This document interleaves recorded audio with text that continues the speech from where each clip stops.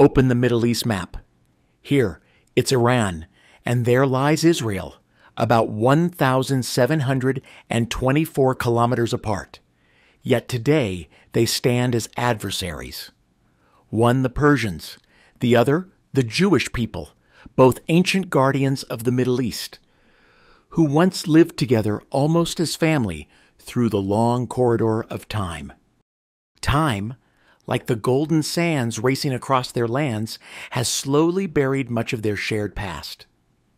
Yet, as you climb the dunes, feeling the hot winds brushing against your cheeks, whispering stories of yore, it feels as though the tales of what once was lie not beneath your feet, in the grains of time dried by the wind, but rather alive, swirling in the air.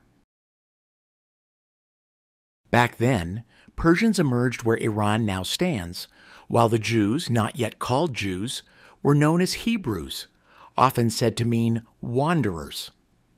They settled in Canaan, modern-day Palestine, but their lineage wasn't native to this land. Their forefather, Abraham, hailed from Ur, a city-state in southern Mesopotamia, ruled by the Sumerians, located in what is now Baghdad, Iraq. The Jews established a united kingdom in Canaan, which, barely a century later, split into the northern kingdom of Israel and the southern kingdom of Judah. In 772 BCE, the kingdom of Israel fell to the Assyrian Empire, with Judah submitting to Assyrian rule. Fast forward to 586 BCE, Nebuchadnezzar II, king of the Neo-Babylonian Empire, led his army to conquer Jerusalem, the political hub of the last Jewish kingdom, destroying not only Solomon's temple, a significant symbol of Jewish religion, but he also exiled tens of thousands of Jews, including royalty, priests, and craftsmen, to Babylon, an event known as the Babylonian Captivity. This dark chapter in Jewish history paved the way for their connection with Persia.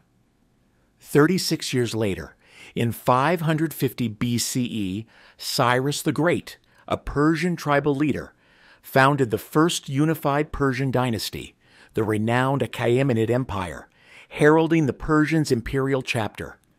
With remarkable power, Emperor Cyrus pursued aggressive expansion. During his conquest of the Neo-Babylonian Empire, he received support and cooperation from the local Jews. Thus, when he conquered the Babylon in 538 BCE, he immediately freed the Babylonian captives and returned over 5,000 looted items to the Jews. Subsequently, some 40,000 Jews were able to trickle back to Palestine, rebuilding their temple in Jerusalem with Persian aid. Cyrus's freeing of the Babylonian captives coincided with the Jewish messianic prophecy, fostering the formation of Judaism. Cyrus was thus honored by the Jews as the anointed by God. The Persians won deep the gratitude and friendship, laying a solid foundation for the relationship between these two Middle Eastern nations. Compared to the suffering throughout their long diaspora, life for Jews under Persian rule could be described as peaceful. Persian rulers adopted tolerant ethnic and religious policies, allowing Jews relative autonomy. Some Jews even rose to prominent positions in the court. The Persian Empire's esteemed reputation is partially due to its significant contributions to governance, notably administrative innovations like the satrapy system. Darius the Great divided the empire into several provinces, each helmed by a governor.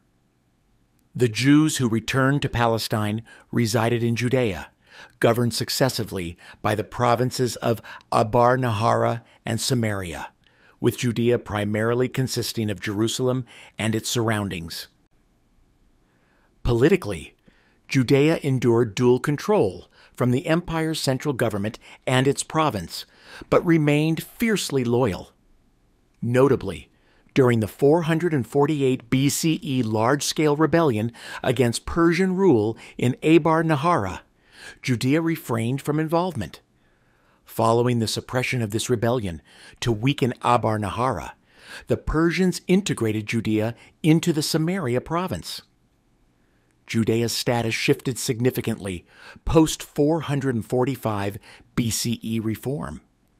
It achieved political independence as an autonomous province, which meant direct governance by the empire's central authority, escaping provincial oppression, naturally reducing its tax burden. During this period, Judea even minted their own currency, ushering in an economic golden age. Jewish landowners, traders, contractors, and rent collectors emerged, maintaining autonomy until the empire's fall, marking the Jews' rising political stature and the Persians' tolerance towards minorities, particularly Jews. Given such benefits, it's understandable why many Jews refused to surrender to Alexander the Great, to not betray loyalty to Persia. By 330 BCE, Alexander's Greek forces destroyed the Persian Empire. Iran entered the so-called Hellenistic period, with Jews under Greek rule alongside Persians. Inevitably, the Persian-Jewish relationship dulled during shared subjugation, but both sides struggled. After prolonged resistance, Persians founded the Parthian kingdom in 247 BCE, ending Greek rule by 129 BCE.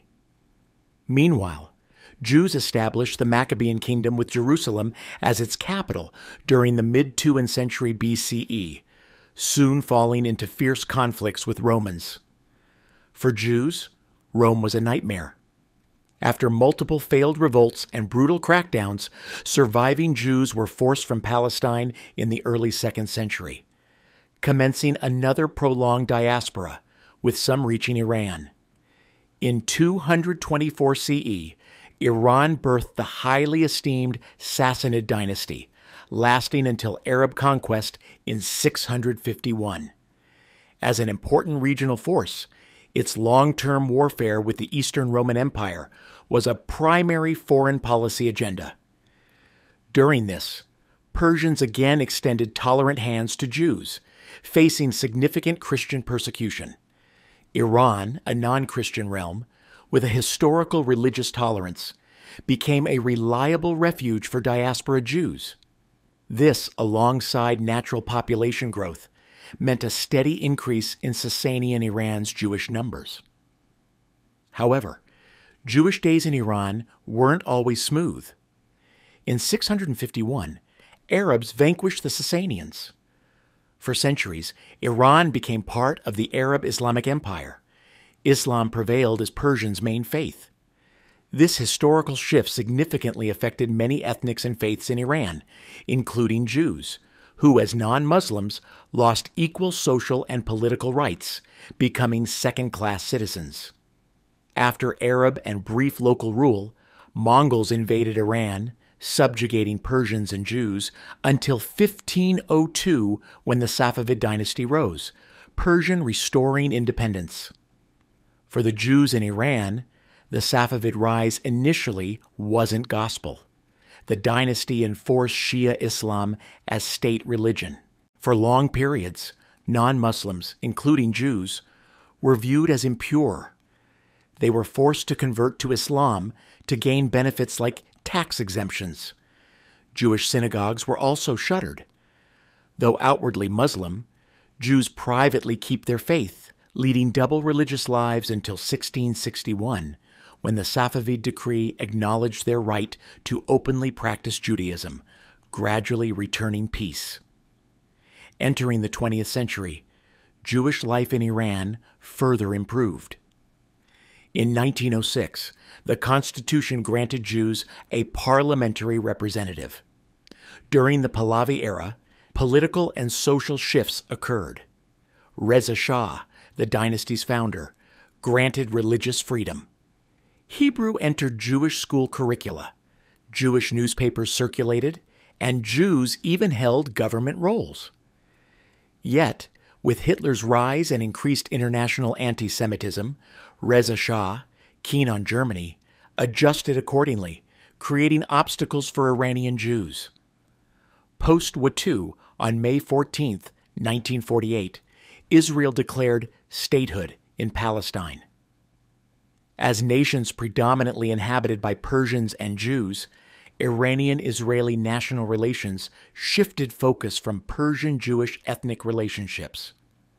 The bilateral relationship is clearer, a tacit understanding during Pahlavi's reign, 1941-1979, and a standoff following Khomeini, 1979 present.